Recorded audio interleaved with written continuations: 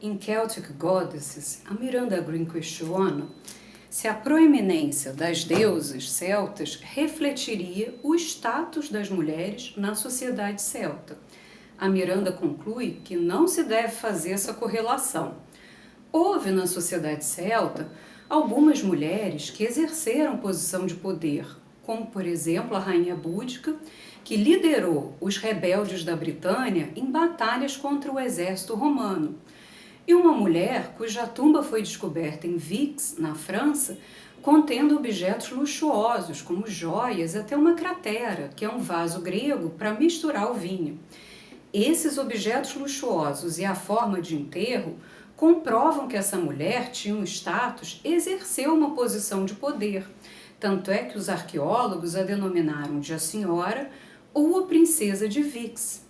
Mas, de modo geral, a mulher não desfrutava, na sociedade celta, a proeminência e posição de superioridade que as deusas desfrutam nos mitos e lendas celtas. Em particular, eu acho que é mais evidente que não se deve fazer essa correlação entre o status das deusas e o das mulheres na sociedade celta. No entanto, há uma personagem bastante poderosa na mitologia irlandesa em que é mais difícil se decifrar isso por ela ser uma mortal. É a rainha Maeve. Em La Femme Celte, o Jean Marcaille aponta que há, na história de Maeve, indícios do direito celta medieval. Mais uma vez, não se deve fazer uma interpretação literal entre direito e mitologia. Mas há sim, na história de Maeve, elementos do Brehon Law, que foi um sistema jurídico que vigorou na Irlanda durante a Idade Média. Esse sistema jurídico irlandês previa vários tipos de matrimônio, entre eles um no qual a mulher entraria no casamento, sendo proprietária de um conjunto de bens superior ao do marido. Isso daria a essa mulher, na sua relação com o marido, uma autonomia muito maior e até uma certa superioridade. Mas só isso não é suficiente para que a gente afirme que Maeve foi uma rainha que existiu ou que a situação de Maeve na mitologia seja um reflexo do status das mulheres na sociedade celta ou na Irlanda. Quem nos dá a resposta são três dos principais estudiosos sobre os celtas. Para Miranda Green, Barry Cunliffe e James McKillop, Maeve é, na verdade, uma deusa da soberania, que foi transformada em mortal pelos monges irlandeses que, após a cristianização da Irlanda, foram os responsáveis por redigir os mitos e as lendas que pertenciam a uma tradição oral da Irlanda pagã. Afinal, o que seria uma deusa da soberania? Ela seria a personificação do poder e da autoridade do reino numa mulher que seria conquistada sexualmente. Em geral, a união sexual ou casamento sagrado ocorre entre uma deusa da soberania e um rei mortal.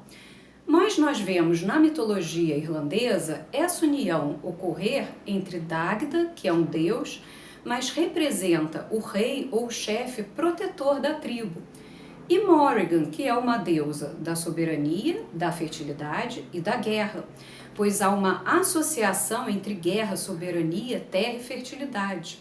A guerra é necessária para proteger um território para que a terra floresça, e o sangue da batalha fertiliza a terra. A união sexual ou casamento sagrado entre rei mortal e deusa da soberania tem dois propósitos. Um, garantir a prosperidade para a terra e, em consequência, para a tribo. O outro é dar legitimidade a um governante, porque a deusa só aceitaria se unir a ele se ele fosse, de fato, assim, o candidato mais apropriado para assumir o trono.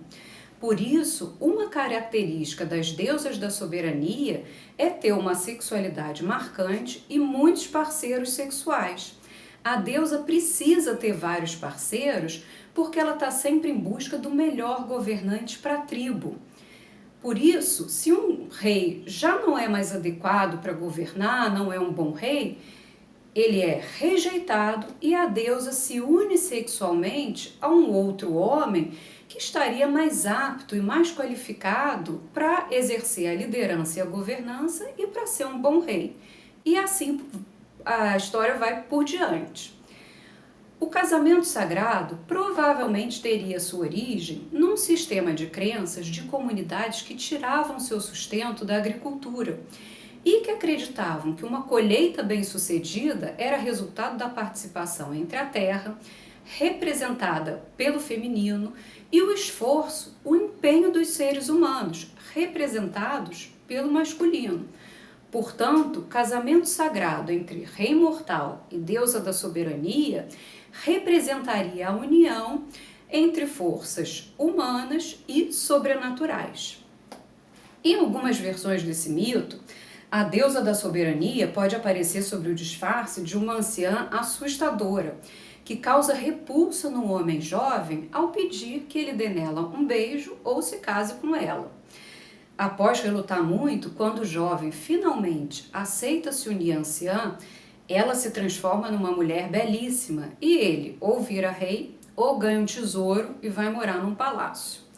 Para o James McKillop, essa seria uma alegoria na qual as responsabilidades da soberania assustariam de início um homem muito jovem, mas a partir do momento que ele amadurece, ele aceita e assume essas responsabilidades e se torna um bom rei.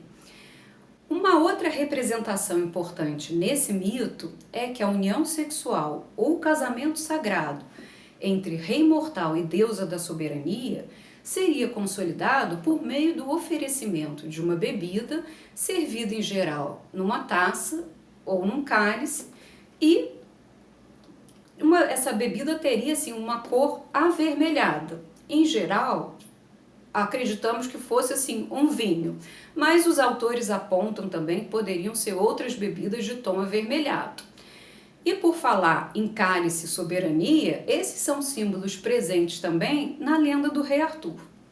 Então, retomando todas essas informações e Maeve, a gente constata que Maeve se encaixa nas características de uma deusa da soberania. Ela é uma rainha poderosa e guerreira que trava e vence batalhas. Ela é sempre a parceira dominante na relação, tem vários maridos e uma sexualidade marcante. E o significado do nome dela, alguns autores apontam que a pronúncia de Maeve poderia ser Meve também, que lembra med, que é hidromel, ou metos, que é vinho em grego, e o significado seria algo como aquela que inebria, sendo que o inebriar teria uma conotação tanto de embriagar como de causar excitação.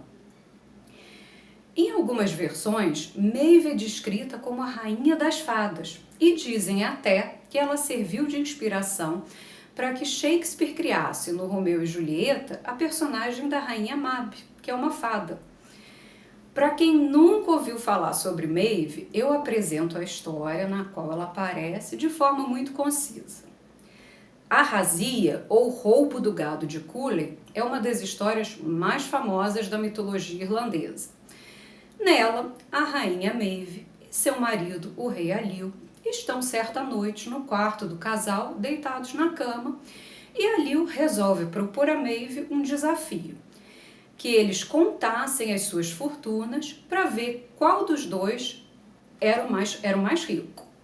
No dia seguinte, fazem essa avaliação e chegam à conclusão que Alil tinha uma superioridade em termos de riqueza com relação a Maeve por ter a posse de um touro branco que inicialmente fazia parte dos bens de Maeve, mas como o bicho não queria ter como dono uma mulher, ele muda de lado e dá então essa superioridade a Alil.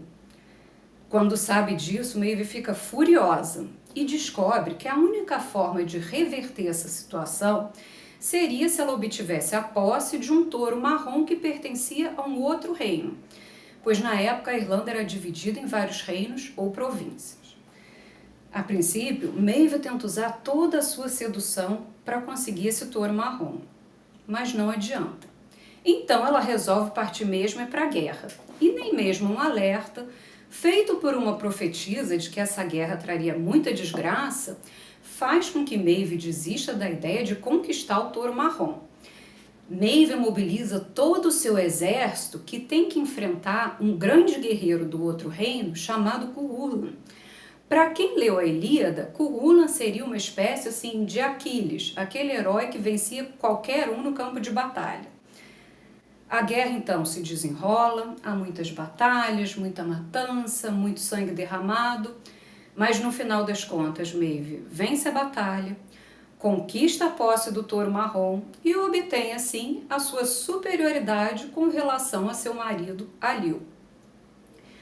Terminada a guerra, o touro marrom é levado então para o reino de Maeve e Alil.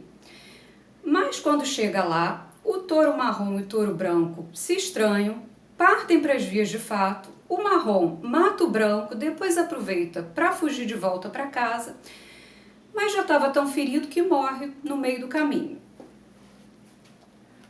No Oráculo das Deusas, uma das cartas é dedicada a Maeve, e nesse livro que acompanha o baralho, você encontra não só o significado da carta e a história de Maeve, mas também uma sugestão de como você pode trabalhar com a energia de Maeve. Para concluir, eu agradeço ao Círculo de Brigantia pelo convite para participar do evento e agradeço também a todos vocês que assistiram.